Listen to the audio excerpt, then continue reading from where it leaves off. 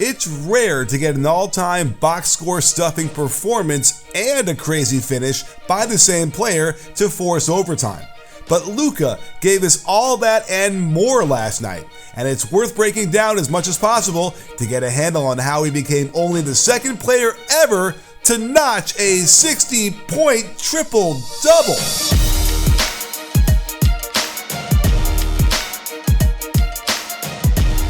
There was one particular play the Mavericks capitalized on over and over to get Luka such crazy numbers, and it's called Spain pick and roll because I did a video a few years ago about this unique action, and since the Spanish national team ran it a lot, we called it Spain, also known as stack. It's basically a traditional high pick and roll, but a third player comes up to back screen the ball screener's man. That guy will pop out for a three while the big rolls to the hoop. You can see Mitchell Robinson moves quickly around the back screen, but then moves back towards the roller instead of helping to contest the shot. It's a tough one since he's probably thinking Grimes is going to get in better position, but Luka simply won't let him. They disguised it a little bit with the Bullock-Iverson cut to the wing, but there's Hardaway coming up the screen. Notice how you don't even have to create contact. And this time, Robinson does hold his position to contest, but that leaves the lob open to the front of the rim. Finally, the Knicks are able to contain it with a switch, but it leaves a much shorter and smaller Miles McBride to deal with the Luka post-up. With Jericho Sims and Julius Randle on the weak side, it makes me scratch my head why another shorty in Emmanuel Quickley is left to try and double. Luka isn't bothered in the slightest. Here is Spain again, and they switch this while Randle circles around to not get back screened. But as we just saw, Quickley is too small to effect a spin move and slight fadeaway from inside the lane. The Knicks should have tried Grimes going under the screen so he could stay with Luka. Instead, they continue to switch this with Quickley, and I have no idea why Robinson is staying on the weak side while guarding Powell, a non-threat from that area, instead of trying to support IQ as Luka lays it up right over him. Again, the back screener doesn't even have to set the screen for this to work. This time they try the big man switch onto the ball, but the back screening action causes major confusion, leaving a free run to the hoop for the Powell alley-oop. And if it ain't broke, don't fix it. As the Mavs run it for the last time, Quickley pushes Hardaway out of the way, leaving Robinson as the last line of defense. Watch how Luka slows down his last step into the jump, throwing the defense's timing off so much that not only does he get the layup in on the way down, but draws the foul. It's probably not surprising that the pick and roll played a huge part in Luka's exploits, but almost to the exclusion of every other kind of action. This was contained pretty well initially, but you can't overrun your man on the recovery, and I love how Powell sets another screen on Robinson in the restricted area to eliminate the rim protection. The Knicks went with two bigs in Sims and Hartenstein, and Grimes just needs to be better at his recovery. As soon as he jumps out into this position, it's over. Luka is going to get inside, bump you off your line, and then check the right-left staggered jump that allows him to glide right by the Sims block attempt for the layup. With Luka, you have to be disciplined for the entire possession or else he'll find a way to burn you badly. They hunt Robinson in the pick and roll, and it made little sense to go to the right with three teammates stuck on that side. However, the shot fake gets Grimes out of position, and the give and go finds Randle as the last line of defense. But he chickens out and allows the off-foot layup. Speaking of Randle, he struggled on a few more of these Luka buckets, as they have him come around a double ball screen with Randle forced to switch onto the ball. Watch the delay rocker step with a slight wiggle of Luka's back foot. It freezes Randle for a split second, and that's all he needs to get him on his hip and keep him on his hip as he patiently hits the little bank shot. Here's a good example of the Knicks containing the Luka attack very well initially, even though Randle is ignoring sharpshooting Bullock on the wing. They've got McBride to split the difference so they can wall up Luka, but it then allows Luka to hunt Randle at the end of the shot clock, where he hits one of his 2 threes on the night with a little jab step back.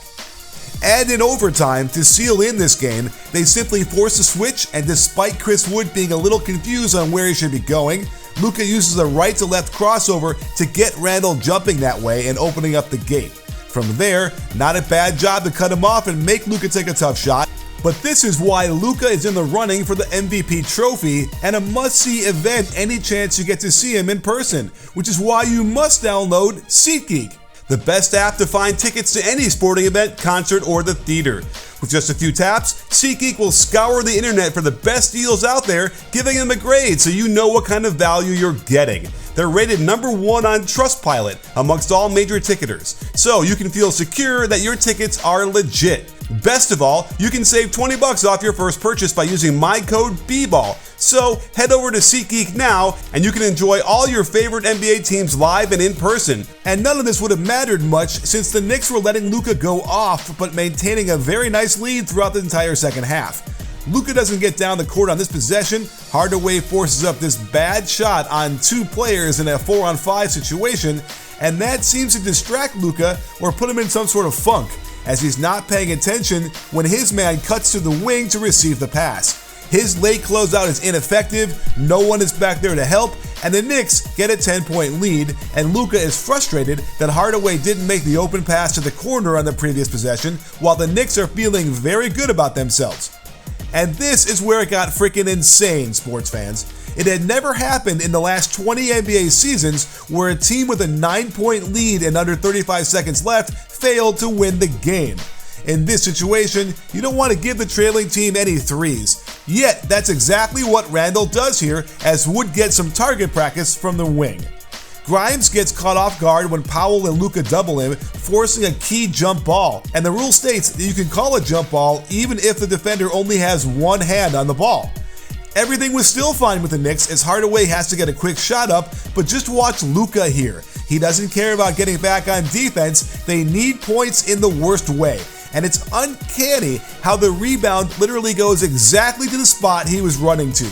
The slightest touch on his waist persuades the ref to make the call as well, and let's take a second to admire the IQ here as he puts it back in without coming back down to the ground first. I think most guys would try and land and power up and probably get fouled and not have a 3-point opportunity.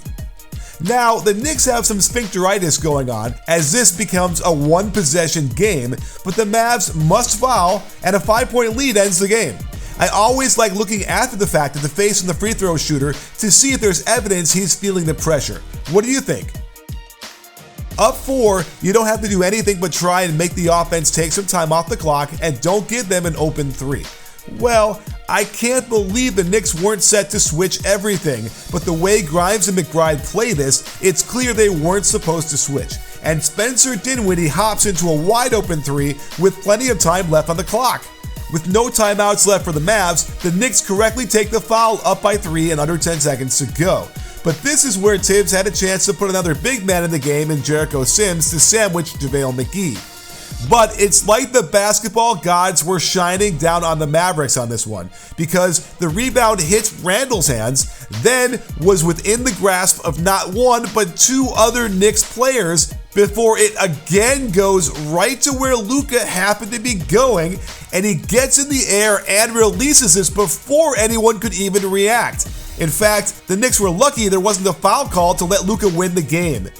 This kind of comeback requires a lot of skill, determination, and let's face it, luck. And the Mavs got it all. So it's no wonder that they quickly took control of the overtime, with Luka drawing 3 fouls and free throws before ending the game on that turnaround in Randle's face. Make no mistake about it, this kind of comeback is up there with the Reggie Miller 9 points in 8 seconds insanity, but to add a 60-point, 20-rebound triple-double as well? This could well be the game Luka won the MVP award, and the Mavs just have to hope he won't have to work so hard to get more regular season wins.